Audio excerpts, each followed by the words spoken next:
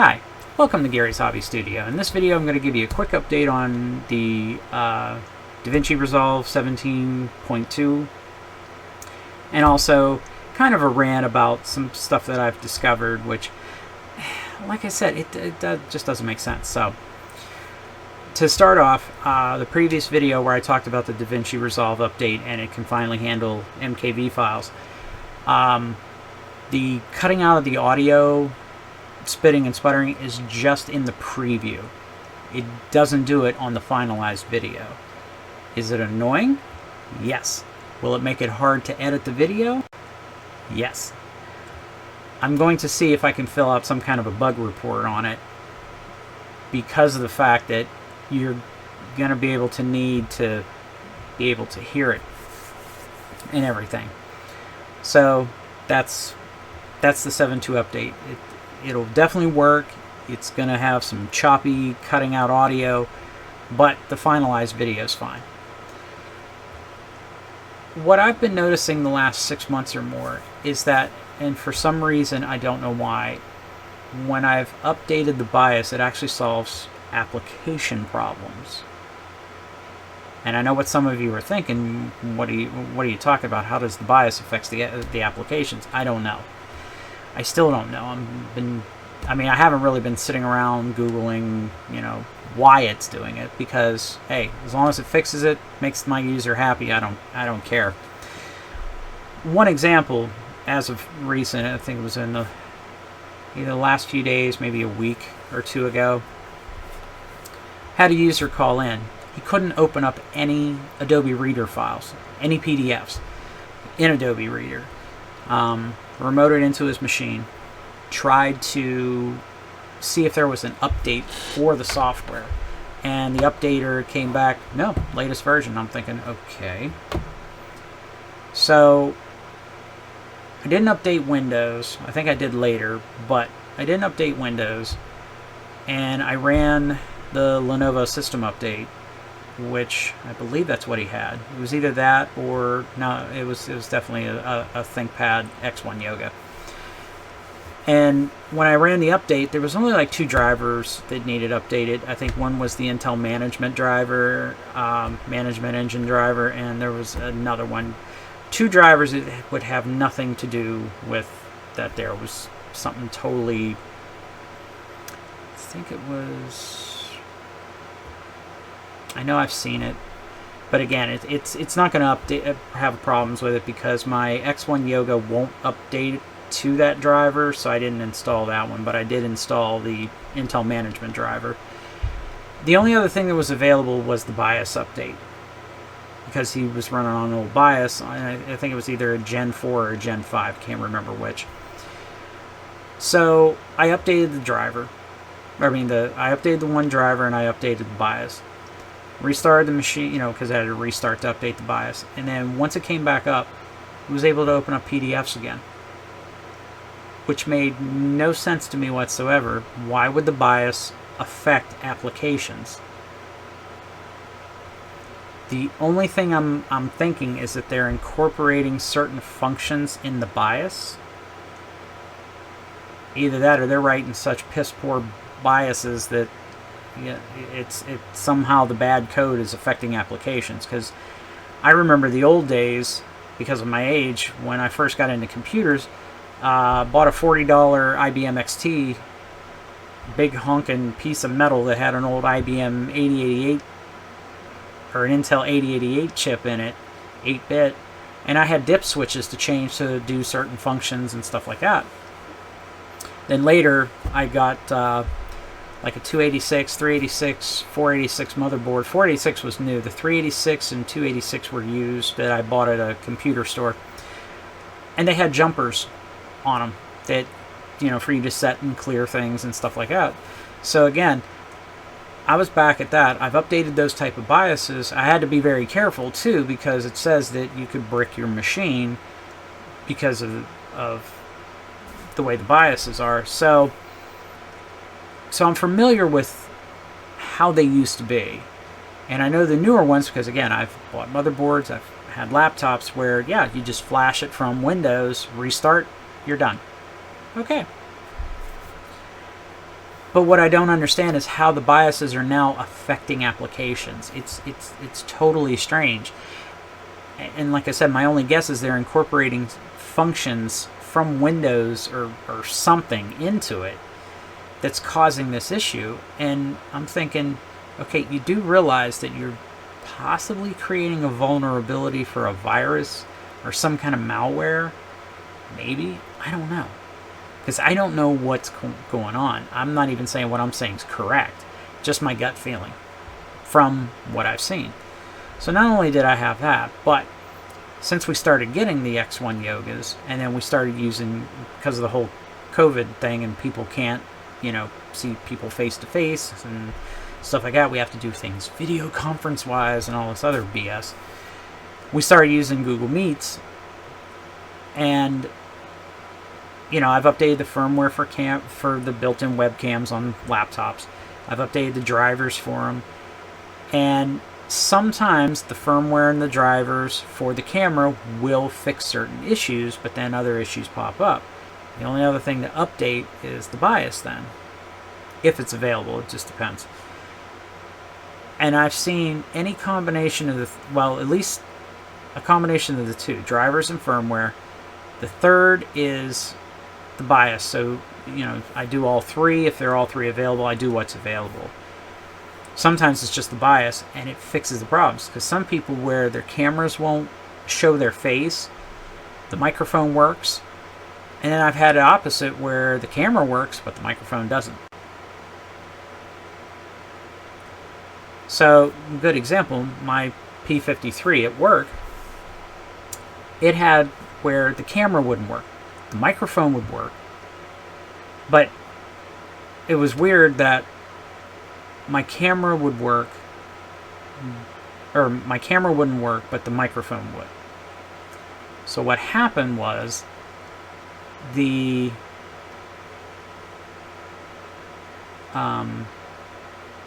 I couldn't do anything with it. I couldn't fix it because there was nothing. I tried checking Windows updates, all kinds of stuff. Couldn't get it to work. So I had an X1 Yoga. It was working because I carry that with me too.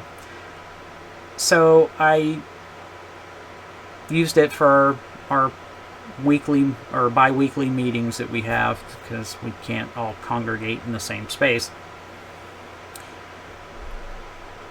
So then all of a sudden, the Lenovo system update tells me that there's a BIOS update for it. I'm like, cool.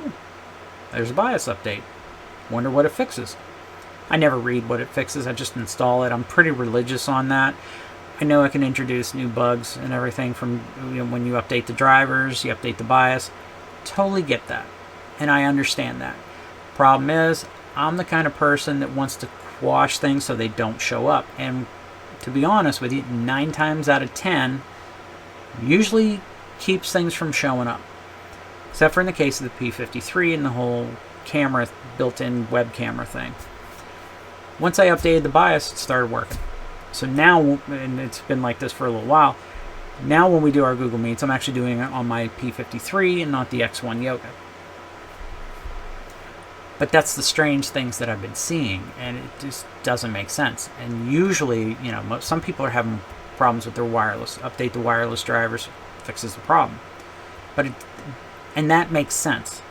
Same thing as okay, in the case of this P51 here, for some reason, and I want to say it's a software problem because it'll have it'll brighten so far, and then there'll be like a line, and then this is fine over here, and that's on the login screen, but it stays when I hit the desktop. The only thing is that it slowly goes away, and it eventually does.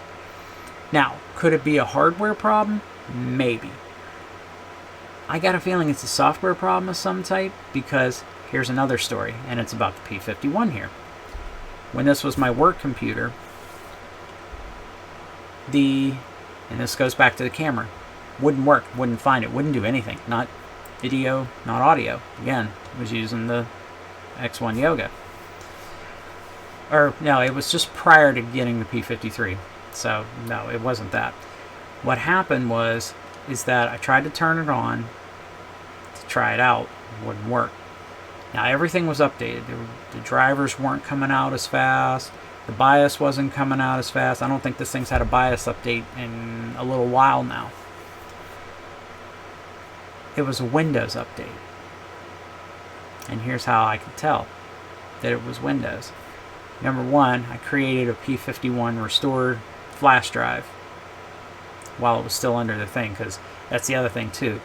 If you don't order the, like if you're buying your company's stuff and it doesn't have the restore CDs or the restore partition because they wipe it and put their own image on it, you need to order the replacement media while it's under warranty, because when it's not, then they charge you. And not only that, but they only keep it for so long. So I don't know if I can even get, I mean, luckily the USB drive, which is somewhere down here, I know where it is. So far it still works, because I had a spare 2.5-inch drive, because that's what was in the,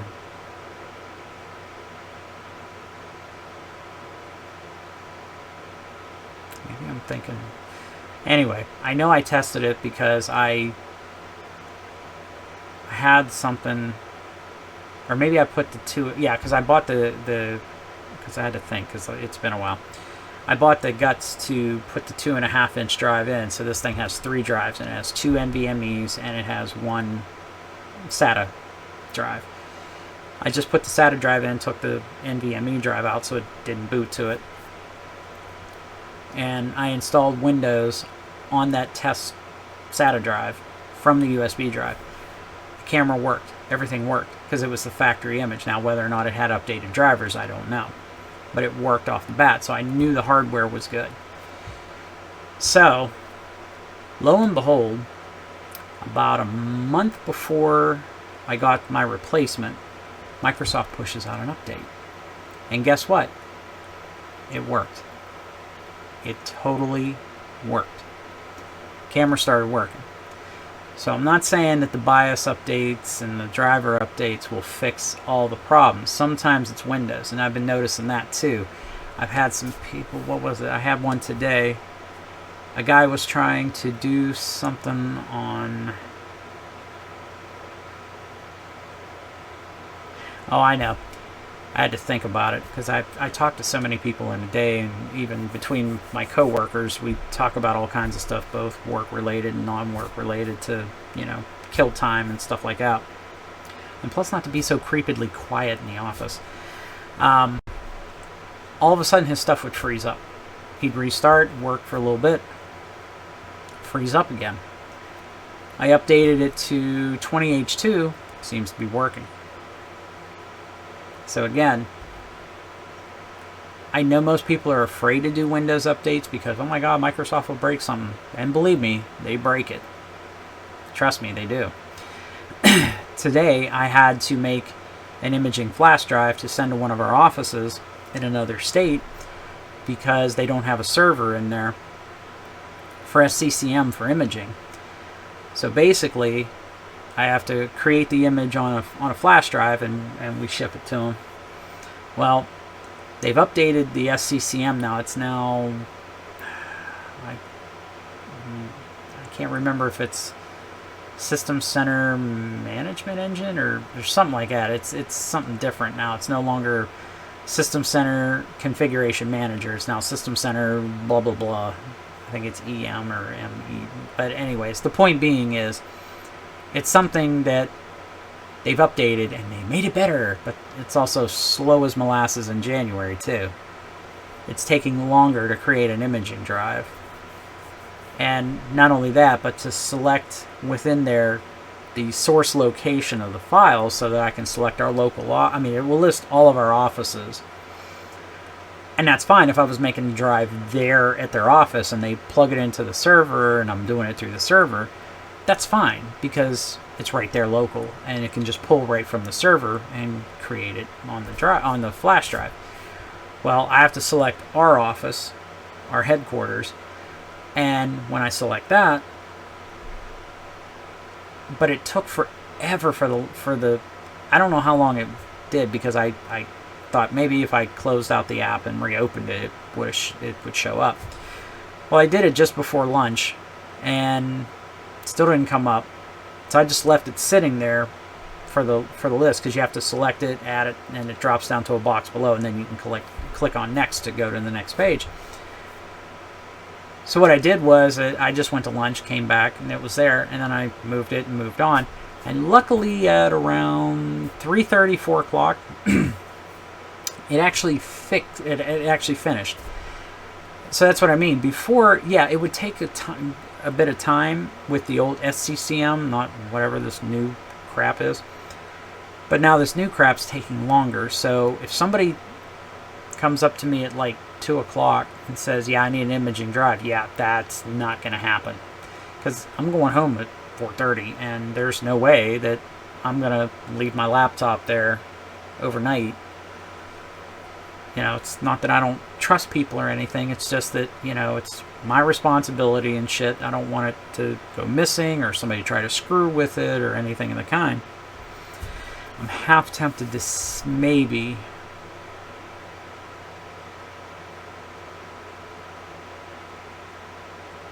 I could try to see if it'll work on the X1 Yoga. I just wouldn't carry it with me. It would always stay at work, and that docking station I used to image the machines with too when they come in.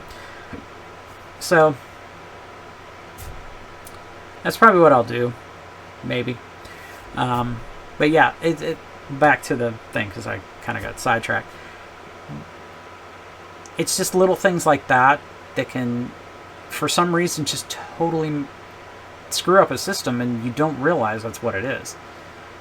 So,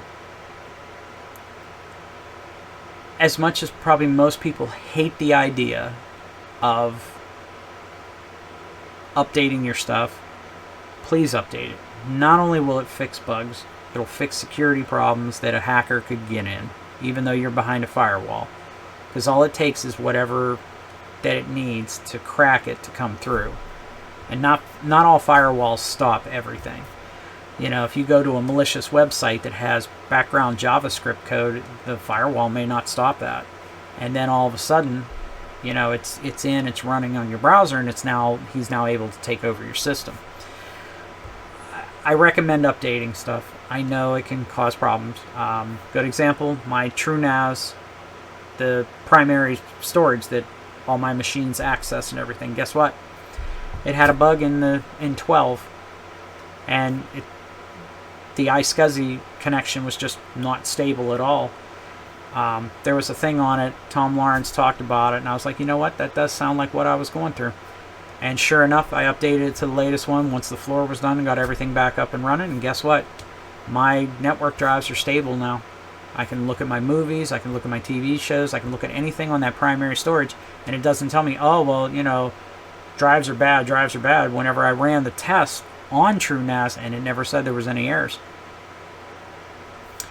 So as much as people I know hate updating Windows and hate updating their firmware, just from everything I've seen in the last 6 months, especially since, well, even longer than that, because like I said, when we went and when COVID happened and everybody's working from home and everybody needs the visual stuff and crap like that, it's basically, yeah, you know, we have to update this stuff, or otherwise it's just not going to work. But okay, so this is about 20 minutes, almost. I hope you take my recommendations to heart. You don't have to follow them. I'm not saying you have to, because that's not me. I'm just giving my opinions because this is what I see. I do this stuff day in and day out. 8 hours a day, 7 days a week. Updates can cause problems. Just like in the video, updates can cause problems. But they can also hold off a lot of other problems that you don't want. You don't want apps crashing. You don't want hackers getting in. It's, like I said, it's my recommendation. I highly recommend it. But, like anything else, you're responsible for your equipment. I'm responsible for mine. I'm responsible for all this. I have to make sure it's running. I'm not saying my wife can't help, because she's pretty tech savvy. Maybe not as much as me. I'm here. She's about here. Okay, she's about 3/4 of the way.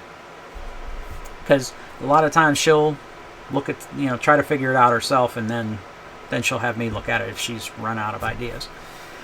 But like I said, I hope you've learned anything. If you have any other questions, comments, or concerns, please leave them down below. You can always follow me on social media. I'll try to make a habit of posting those links down below. And as I always like to say, have a good day, guys.